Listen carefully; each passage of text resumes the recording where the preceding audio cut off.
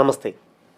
NEET 2024 rank നിർണയവുമായി ബന്ധപ്പെട്ട് national Testing agency ഇന്നലെ രാത്രിയിൽ പുറത്തിറക്കിയ വിശദീകരണം യാതൊരു വിധത്തിലും നീതീകരിക്കാനാവില്ല.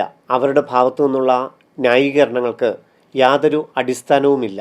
2018 മറ്റൊരു ക്ലാറ്റ് എക്സാമിൻ്റെ കമ്പ്യൂട്ടർ ബേസ്ഡ് എക്സാം നടത്തിയതിൽ വന്ന സാങ്കേതിക തകരാറുകൾ മൂലം വിവിധ ചോദ്യങ്ങൾക്ക് ഉത്തരമെഴുതാൻ സാധിക്കാത്ത കുട്ടികൾക്ക് അന്നത്തെ ഹൈക്കോടതി വിധിയുടെ അടിസ്ഥാനത്തിൽ ഗ്രേസ് മാർക്ക് നൽകിയെന്നാണ് നാഷണൽ ടെസ്റ്റിംഗ് ഏജൻസി അവകാശപ്പെടുന്നത്. അതേ ഉത്തരവ് ബാധകമാക്കിക്കൊണ്ടാണ് നീറ്റ് 2024 ഒരു സെൻറ്ററിലെ എക്സാം ടൈം നഷ്ടപ്പെട്ടു എന്ന് പറഞ്ഞ കാരണത്താൽ ഗ്രേസ് മാർക്ക് അവാർഡ് ചെയ്തിരിക്കുന്നത്. മുഴുവൻ ചോദ്യങ്ങൾക്കും ഉത്തരം എഴുതിയ വിദ്യാർത്ഥിക്ക് ഒരു ചോദ്യം തെറ്റിപ്പോയ സാഹചര്യത്തിൽ പോലും ആ ഗ്രേസ് മാർക്ക് നൽകിയ ഈ ഒരു നടപടി ഏതൊരു വിധത്തിലാണ് ന്യായീകരിക്കാൻ സാധിക്കുന്നത്? അതുകൊണ്ട് ഇന്നലെ നമ്മൾ ആവശ്യപ്പെട്ട പ്രകാരം വിശദീകരണക്കുറിപ്പ് നോട്ടിഫിക്കേഷൻ വൈകുന്നേരം NTA പ്രസിദ്ധപ്പെടുത്തിയെങ്കിൽ പോലും അത് നമ്മൾ പാടെ തള്ളിക്കളയുകയാണ്. നീറ്റിൻ്റെ റാങ്ക് പുനർനിർണയിച്ചേ മതിയാവൂ, ഗ്രേസ് മാർക്ക് ഒഴിവാക്കിയേ മതിയാവൂ. അല്ലെങ്കിൽ കേരളത്തിൽ തന്നെ ഏതാണ്ട് 12ഓളം സെൻറ്ററുകളിൽ എക്സാം 2:15 2:30 ആരംഭിച്ചത്. കേരളത്തിലെ വിവിധ സെൻറ്ററുകളിലും CCTV ദൃശ്യങ്ങൾ പരിശോധിച്ച് വേണ്ട നടപടികൾ കൈക്കൊണ്ട് മാത്രമേ ഗ്രേസ് മാർക്ക് സംബന്ധിച്ച് ഹൈക്കോടതിയിൽ നിന്നോ സുപ്രീം കോടതിയിൽ നിന്നോ പുതിയ ഒരു വിധിന്യായം നേടി മാത്രമേ ഗ്രേസ് മാർക്കിനെ കുറിച്ച് ചിന്തിക്കാൻ സാധിക്കുകയുള്ളൂ.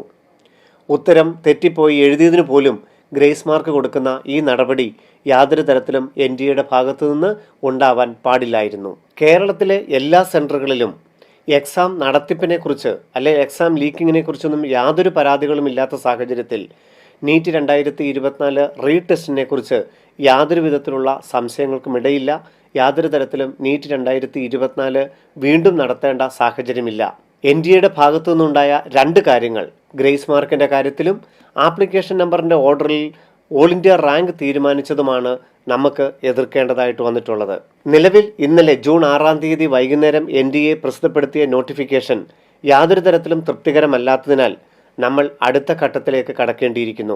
നിലവിൽ സുപ്രീം കോടതിയിൽ ഇതുമായി ബന്ധപ്പെട്ട് ധാരാളം ഹർജികൾ നിലനിൽക്കുന്നതിനാൽ നിലവിൽ നമ്മൾ സുപ്രീം കോടതിയെ സമീപിക്കാനുള്ള സാഹചര്യം ഇപ്പോഴില്ല. ഏതെങ്കിലും ഒരു സമയത്ത് സുപ്രീം കോടതിയുടെ ഭാഗത്തു നിന്നും റീടെസ്റ്റിനെ കുറിച്ചോ അങ്ങനെ ഒരു സാഹചര്യം ഉണ്ടെങ്കിൽ നമുക്കും ആ സമയത്ത് മാത്രം കക്ഷി ചേർന്നാൽ മതിയാകും. ഇപ്പോൾ നമ്മൾ ചെയ്യുന്നത് കേന്ദ്ര ആഭ്യന്തര മന്ത്രാലയം, അതുപോലെ സാമൂഹ്യക്ഷേമ വകുപ്പ്, അതുപോലെ ഞായറാഴ്ച കേന്ദ്ര മന്ത്രിസഭ അധികാരമേൽക്കുന്നു. അതിനുശേഷം ആ ബന്ധപ്പെട്ട വകുപ്പുകളിലൊക്കെ നമ്മളുടെ പരാതികൾ ഇത് ഓൾറെഡി നമ്മൾ ഫോർവേഡ് ചെയ്ത് കഴിഞ്ഞിരിക്കുന്നു. കേന്ദ്ര മന്ത്രിസഭ അധികാരമേറ്റതിന് ശേഷം എഡ്യൂക്കേഷൻ മിനിസ്റ്ററോ അല്ലെങ്കിൽ മന്ത്രിസഭയിലെ മറ്റംഗങ്ങളുമായിട്ടൊക്കെ നമുക്ക് ഇതിൻ്റെ കാര്യങ്ങൾ എല്ലാവരുമായി കൂടി ആലോചിച്ച് നമുക്ക് പരിഹാരമായിട്ട് നിർദ്ദേശിക്കാനായിട്ട് സാധിക്കും. ഇന്നലെ വീണ്ടും പ്രസിദ്ധപ്പെടുത്തിയ ഈ നോട്ടിഫിക്കേഷനുള്ള നമ്മുടെ അതൃപ്തിയും വീണ്ടും നമ്മൾ NTA തന്നെ അറിയിക്കുകയും ചെയ്തിട്ടുണ്ട്.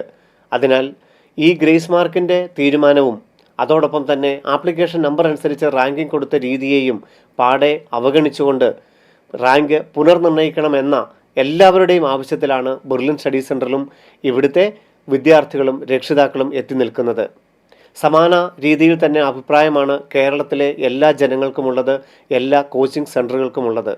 അതിനാൽ ഇതിൽ ഏക അഭിപ്രായത്തോടു കൂടി തന്നെ നമുക്കൊരുമിച്ച് ഈ ഒരു NTA ഈ ഒരു നടപടിയെ, റാങ്ക് നിർണയിച്ച തീരുമാനത്തെ എതിർക്കേണ്ടതായിട്ടുണ്ട്. തുടർ നടപടികൾ ഏതൊക്കെ രീതിയിൽ വേണമെന്നുള്ളത് ഈ സമാന ചിന്താഗതിക്കാരായ എല്ലാവരും ഒരേ അഭിപ്രായക്കാർ തന്നെയാണ്. കാരണം റാങ്ക് ഉള്ള കുട്ടികൾക്ക് ഇനി വേണ്ടൊരു എക്സാം എഴുതാനുള്ള സാഹചര്യം നിലവിലില്ല. അതുപോലെ തന്നെ റാങ്ക് കുറഞ്ഞ കുട്ടികൾക്ക് അവരുടെ ബാക്കിയുള്ള ഗ്രേസ് മാർക്കുകളൊക്കെ ഒഴിവാക്കി അവർ എക്സാം എഴുതുന്നതിന് ആനുപാതികമായിട്ടുള്ള തന്നെ ഓൾ ഇന്ത്യ റാങ്ക് വേണമെന്നുള്ള കാര്യത്തിലാണ് കേരളത്തിലുള്ള മുഴുവൻ സ്ഥാപനങ്ങളും വിദ്യാർത്ഥികളും രക്ഷിതാക്കളും. അതിനായിട്ട് നമുക്ക് ഒരുമിച്ച് ചേർന്ന് പ്രവർത്തിക്കുകയും ചെയ്യേണ്ടതായിട്ടുണ്ട്. ഓൾറെഡി നമ്മൾ നമ്മുടേതായിട്ടുള്ള രീതിയിൽ ഞാൻ മുമ്പ് പറഞ്ഞ കേന്ദ്ര ആഭ്യന്തര മന്ത്രാലയം, അതുപോലെ തന്നെ NTA എന്നിവരെ നമ്മൾ രണ്ടാമത് സമീപിച്ചിട്ടുണ്ട്. കേന്ദ്ര മന്ത്രിസഭ നിലവിൽ വന്നതിന് ശേഷം നമുക്ക് രാഷ്ട്രീയപരമായിട്ടും ആ കാര്യങ്ങളിലേക്ക് ഇടപെടേണ്ടതായിട്ടുണ്ട്. ഇതിലെല്ലാം നിങ്ങളുടെ ഒപ്പം തന്നെ ബെർലിൻ സ്റ്റഡി സെൻറ്ററും ഉണ്ടാകുമെന്നുള്ളത് ഉറപ്പ് നൽകുകയാണ്. നീറ്റ് 2024 ക്വസ്റ്റ്യൻ പേപ്പർ ലീക്കേജിനെ കുറിച്ചാണെന്നുണ്ടെങ്കിൽ അങ്ങനെ ഒരു സാഹചര്യം കേരളത്തിൽ ഒരിടത്തും ഉണ്ടാകാത്ത സാഹചര്യത്തിൽ നമുക്ക് നീറ്റ് 2024 ക്വസ്റ്റ്യൻ ലീക്കേജിനെ കുറിച്ചോ അല്ലെങ്കിൽ വീണ്ടും എക്സാം നടത്തണമെന്നതിനെക്കുറിച്ച് നമ്മൾ യാതൊരു തരത്തിലും ഇടപെടേണ്ട സാഹചര്യമില്ല. ഹരിയാനയിലെ ഒരു സെൻറ്ററിലാണ് ക്വസ്റ്റ്യൻ നേരത്തെ കിട്ടിയതെന്നുണ്ടെങ്കിൽ അതിനെക്കുറിച്ച് കൃത്യമായിട്ട് അന്വേഷിക്കുകയും ആ സെൻറ്ററിൽ എഴുതിയ കുട്ടികൾക്ക് വീണ്ടും എക്സാം തന്നെ നടത്തി അവിടുത്തെ റാങ്ക് നിർണ്ണയിക്കണമെന്നുള്ളതാണ് ഏക അഭിപ്രായം. അതുകൊണ്ട് എക്സാം എഴുതി കഴിഞ്ഞ കുട്ടികൾക്ക് യാതൊരു തരത്തിലും വിഷമത്തിലേക്ക് പോകേണ്ടതായിട്ടില്ല. നീറ്റ് 2024 വീണ്ടും നടത്താനുള്ള യാതൊരു സാഹചര്യവുമില്ല. ഇനി അങ്ങനെ ഒരു സാഹചര്യത്തിലോട്ട് എപ്പോഴെങ്കിലും NDA കടക്കുകയാണെങ്കിൽ തീർച്ചയായിട്ടും നമ്മൾ ഒറ്റക്കെട്ടായി അതിനെ എതിർക്കുകയും ചെയ്യും. അതുകൊണ്ട് നീറ്റ് 2024 ബന്ധപ്പെട്ട് അതിൻ്റെ റിസൾട്ടുമായിട്ട് ബന്ധപ്പെട്ട് റാങ്ക് പുനർനിർണ്ണയിക്കണമെന്ന ഇന്നലത്തെ നിലപാടിൽ തന്നെയാണ് നമ്മൾ ഉറച്ചു നിൽക്കുന്നത്. അതുമായിട്ടുള്ള എല്ലാ കാര്യങ്ങളുമായിട്ട് നമ്മൾ മുൻപോട്ട് പോകുകയാണ്. ഇതിൽ മലയാളികളായിട്ടുള്ള എല്ലാവരുടെയും സഹകരണം പ്രതീക്ഷിക്കുകയും ചെയ്യുന്നു. ഈ മേഖലയിൽ പ്രവർത്തിക്കുന്ന മറ്റുള്ള സ്ഥാപനങ്ങളും എല്ലാം കൂടെ ഒരുമിച്ച് ചേർന്നുകൊണ്ട് തന്നെയാണ് നീറ്റ് 2024 റാങ്ക് പുനർനിർണ്ണയിക്കണമെന്നുള്ള അഭിപ്രായത്തിലേക്ക് നമ്മൾ എത്തിച്ചേരുന്നത്. വീണ്ടും കാണാം. നന്ദി, നമസ്കാരം. എൻട്രൻസ് സംബന്ധമായ വാർത്തകളും അപ്ഡേഷനുകളും ഏറ്റവും വേഗം ആധികാരികമായി അറിയാൻ ബ്രില്യൻറ്റ് സ്റ്റഡി സെന്റർ പാല യൂട്യൂബ് ചാനൽ സബ്സ്ക്രൈബ് ചെയ്യുക. ബെൽ ഐക്കൺ അമർത്തുക. ഈ വീഡിയോ മറ്റ് സുഹൃത്തുക്കളിലേക്കും ഷെയർ ചെയ്ത് നൽകുക.